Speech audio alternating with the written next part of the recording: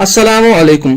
तो आज हमारे क्लास का लेक्चर नंबर 1 है। तो लेक्चर नंबर 1 में मैं आपको सबसे पहले पढ़ाऊंगा मोशन के बारे में, जो आपकी क्लास 9th की चैप्टर नंबर 8 है। तो आइए सबसे पहले देखते हैं हम हमें कौन कौन से इंपॉर्टेंट टॉपिक्स, या हम बोलेंगे कि मोशन में हमें कौन कौन से टॉपिक्स के बारे में पढ़ना है। सबसे पहले हम उन पे नजर डालते हैं। You are watching Educashi, the first e-learning platform which provides everything free for its students. You can visit us at www.educashi.com.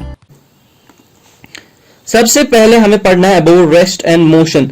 Rest क्या होता है, मोशन क्या होता है, इसके बारे में हम पढ़ेंगे सबसे पहले। उसके बाद हम पढ़ेंगे मोशन 1D में क्या है, 2D में क्या है और 3D में क्या है। ये हम टाइप्स ऑफ मोशन भी कह सकते हैं। इसके बाद हमको पढ़ना है स्केलर और वेक्टर क्वांटिटीज के बारे में। स्केलर क्वांटिटी क्या है, वेक्टर क्वांटिटी क्या है। उसके बाद हमें जानना है डिस्टेंस क्या है, डिस्प्लेसमेंट क्या है। उसके बाद हम पढ़ेंगे यूनिफॉर्म मोशन के बारे में पढ़ेंगे, नॉन यूनिफॉर्म मोशन के बारे में पढ़ेंगे कि यूनिफॉर्म मोशन क्या होता है, नॉन यूनिफॉर्म मोशन क्या होता है। ये हम आने वाले लेक्चर्स में पढ़ेंगे आगे। उसके बाद पढ़ेंगे व्हाट्स स्पीड, व्हाट्स वेलोसिटी, इसके बारे में पढ़ेंगे। और इसके बाद पढ़ना है हमें यूनिफॉर्म मोशन के फीचर्स पढ़ने हैं। यूनिफॉर्म मोशन के कौन कौन से फीचर्स हैं वो पढ़ेंगे इसके बाद। उसके बाद पढ़ना है एक्सेलरेशन पढ़ना है और उस एक्सेलरेशन के टाइप्स भी पढ़ने हैं। उसके बाद पढ़ने हैं equations of uniformly accelerated motion. Uniformly accelerated motion के इक्वेशंस के बारे में पढ़ना है हमें। उसकी कौन कौन सी इक्वेशन है उनको पढ़ना है हमें। उसके बाद पढ़ना है मोशन अंडर ग्रेविटी, जो कि होता है यूनिफॉर्मली एक्सेलरेटेड मोशन या यूनिफॉर्म एक्सेलरेटेड मोशन, वो पढ़ना है इसके बाद। उसके बाद पढ़ेंगे डिस्टेंस क्या है, डिस्प्लेसमेंट क्या है from speed velocity time graph. Speed velocity time graph use करके हम पढ़ेंगे डिस्टेंस क्या होता है, डिस्प्लेसमेंट क्या होता है। उसके बाद पढ़ेंगे graphical derivation of equations of motion. लेकिन कौन सा मोशन, जो सर्कुलर मोशन होता है उसके ग्राफिकल डेरिवेशन करेंगे इक्वेशंस की, ठीक है। उसके बाद पढ़ेंगे difference between uniform motion, linear motion और यूनिफॉर्म सर्कुलर मोशन, इनके डिफरेंस पढ़ेंगे। उसके बाद पढ़ेंगे रेडियन, जो कि होता है एक यूनिट फॉर प्लेन एंगल।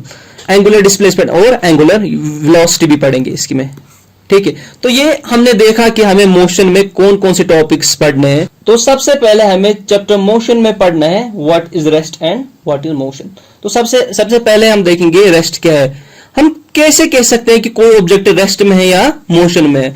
यह हम जान सकते हैं कि अगर किसी आम इंसान को भी कह सकते हैं कि कोई ऑब्जेक्ट रेस्ट में क्यों है। वो सिंपली कहेगा अगर वो ऑब्जेक्ट मूव नहीं कर रहा है एक जगह से दूसरी जगह तो वो रेस्ट में, या अगर वो एक जगह से दूसरी जगह मूव कर रहा है तो वो मोशन में। ये तो एक आम पर्सन भी कह सकता है बॉडी रेस्ट में है या मोशन में है। कैसे कह सकता है? बाय सेइंग दैट ये अपनी जगह से मूव नहीं कर रहा है ये एक जगह से दूसरी जगह जा रहा है, तो वो कह सकता है ये रेस्ट में या मोशन में। लेकिन हम फिजिक्स की डेफिनेशन पे गौर करेंगे। फिजिक्स क्या कहता है? An object is said to be at rest if it does not change its position with respect its surroundings with the passage of time. ये जो डेफिनेशन है ये आपको मैं एक एग्जांपल के साथ समझाऊंगा। फॉर एग्जांपल, अगर दो पॉइंट्स है, पॉइंट ए और पॉइंट बी।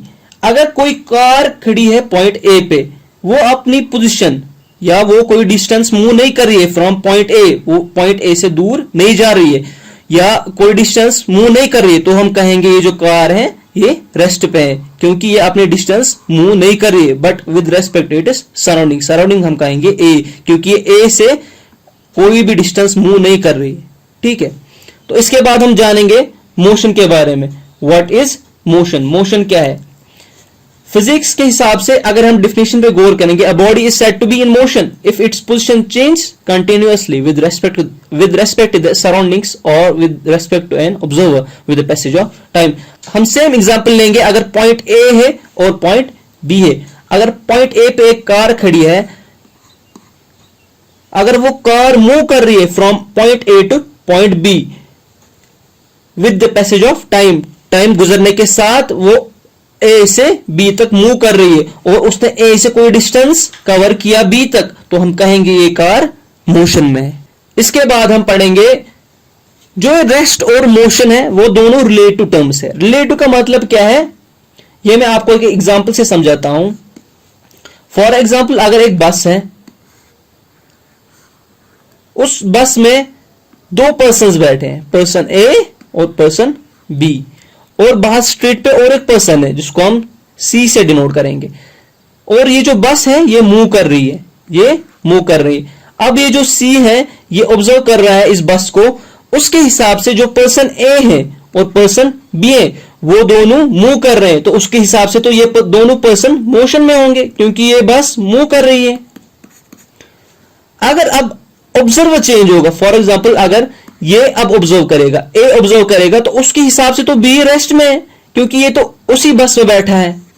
तो ये जो मोशन है, ये मोशन यहां पे हो रहा है या रेस्ट है यहां पे, तो ये रिलेटिव है। रिलेटिव किस पे है? ऑब्जर्वर पे। ये देखने वाले पे डिपेंड करता है कि कोई ऑब्जेक्ट मोशन में है या रेस्ट में है। जैसे आपने यहां पे देखा सी के हिसाब से तो दोनों मोशन में थे, लेकिन अब अगर ए बी को देख रहा है तो उसके हिसाब तो रेस्ट में है। तो ऐसे आपको पता चला कि जो मोशन है और रेस्ट है ये दोनों रिलेटिव टर्म्स है। हम और एक एग्जांपल लेंगे। फॉर एग्जांपल अगर अर्थ है, अर्थ पे ये फॉर एग्जांपल मेरा हाउस है और ये मेरे नेबर का हाउस है। अगर मैं अपने नेबर का हाउस ऑब्जर्व कर रहा हूं तो मेरे हिसाब से तो ये हाउस रेस्ट पे है। अगर अब कोई एस्ट्रोनॉट मून से देख रहा है तो उसके हिसाब से तो ये मेरा नेबर का हाउस और मेरा हाउस भी मोशन पे है क्योंकि अर्थ रिवॉल्व कर रही है around the sun.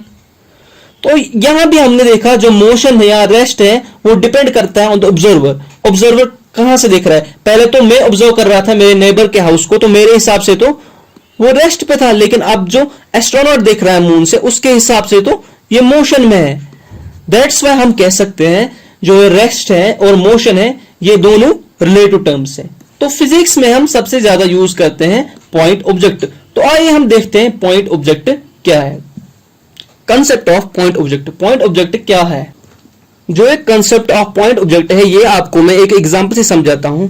For example अगर पॉइंट ए है और पॉइंट बी है, इनका जो पाथ है from A to B, for example हम मानेंगे ये 10 किलोमीटर्स का है। एक कार है 5 मीटर्स की, वो ये डिस्टेंस ट्रेवल कर रही है फ्रॉम ए टू बी। तो जो कार की लेंथ है वो बहुत कम है as compare to the distance travelled. तो हम इस कार को यहां पे एज ए पॉइंट ऑब्जेक्ट मान के चलते हैं। जैसे अगर आपकी जेब में 1000 का नोट हो और 1 रुपए का नोट हो, तो अगर कोई पर्सन आपसे पूछता है कि तो आपके जेब में कितना है, तो आप कहते हो कि मेरे पास 1000 है, तो आप इस 1 को नेग्लेक्ट करते हो। इसी तरह यहां पे हमने इस कार को नेग्लेक्ट किया। क्यों? क्योंकि इसकी जो लेंथ थी वो बहुत कम थी as compare to the distance travelled. तो अगर हम डेफिनेशन पे गौर करेंगे अब, when the size of an object is less in comparison to the distance covered, अगर किसी ऑब्जेक्ट जो कोई डिस्टेंस कवर कर रहा है उसकी लेंथ, उसका साइज कम है एज कंपेयर टू डिस्टेंस जो उसने डिस्टेंस कवर की, तो उसके हिसाब से उसका साइज कम, तो हम उस ऑब्जेक्ट को पॉइंट ऑब्जेक्ट कंसीडर करते हैं। और हम ये चीजें जो साइज में बहुत छोटी है हम इनको नेग्लेक्ट क्यों करते हैं? क्योंकि कैलकुलेशन में आसानी हो। बिकॉज फिजिक्स जो है वो ऑल अबाउट है मेजरमेंट। ताकि हमें मेजरमेंट में आसानी हो इसलिए हम जो ऑब्जेक्ट्स हैं जिनका साइज कम है एज कंपेयर टू डिस्टेंस उनको हम नेग्लेक्ट करते हैं ताकि कैलकुलेशंस में आसानी हो। और मैंने बहुत सारे लोगों को कहते हुए सुना है आप फिजिक्स में चीजों को अप्रोक्सीमेट करते हैं। हम इसलिए करते हैं ताकि हमें कैलकुलेशन में आसानी हो, इसलिए नहीं करते हैं ताकि हम गलत करें। हम इसलिए करते हैं कि कैलकुलेशंस में हमें आसानी हो। तो पिछले टॉपिक में हमने पढ़ा ऑब्जर्वर। ऑब्जर्वर आपने देखा अगर कोई ऑब्जेक्ट हम देख रहे हैं कि मोशन में है या रेस्ट में, तो वहां पे हमें जरूरी था कि ऑब्जर्वर। तो ऑब्जर्वर विद क्लॉक उसको हम कहते हैं frame of reference. Frame of reference हमें क्यों चाहिए, हम क्यों यूज करते हैं फ्रेम ऑफ रेफरेंस? तो ये हम देख लेते हैं। किसी ऑब्जेक्ट की पोजीशन लोकेट करने में ये हमें मदद करता है।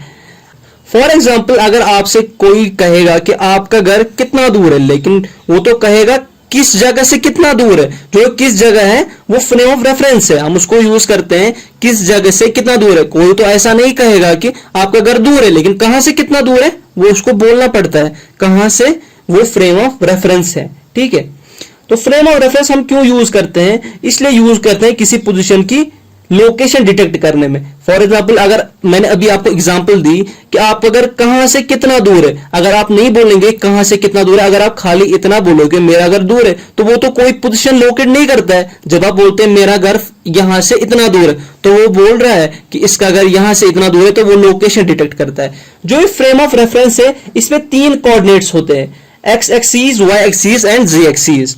तो ये जो तीनों एक्सीज है, इनसे हम लोकेट करते हैं किसी ऑब्जेक्ट की पोजीशन।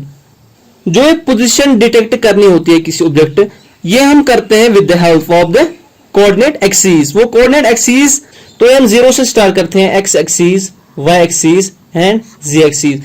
अगर कोई ऑब्जेक्ट है वो विद रिस्पेक्ट टू टाइम अपनी कोई भी कोऑर्डिनेट के साथ पोजीशन चेंज कर रहा है, तो हम कहेंगे ये ऑब्जेक्ट मोशन में है। तो इस लेक्चर में हमने जाना मोशन के बारे में, जाना हमने रेस्ट के बारे में, जाना हमने, और ये जो मोशन है, रेस्ट है, तो ये दोनों रिलेटिव टर्म्स हैं। फ्रेम ऑफ रेफरेंस के बारे में जाना हमने, पॉइंट ऑब्जेक्ट के बारे में जाना हमने। तो अगले लेक्चर में हम आने वाले टॉपिक्स को डिस्कस करेंगे।